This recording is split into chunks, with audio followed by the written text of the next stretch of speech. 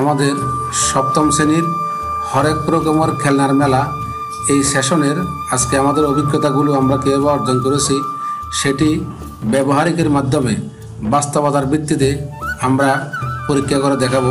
যে সকল শিক্ষার্থী তাদের গ্রুপ ভালো করেছে সেটি আমরা পরীক্ষার মাধ্যমে সরাসরি দেখাবো। আমি প্রথমে শিক্ষার্থীদের আবাসস্থল এবং তাদের বাড়ি বাসা কাছাকাছি যারা যেখানে আছে তাদেরকে নিয়ে বালিকাদেরকে আলাদা গ্রুপ করেছি, বালক শিক্ষার্থীদেরকে একটা গ্রুপ করেছি।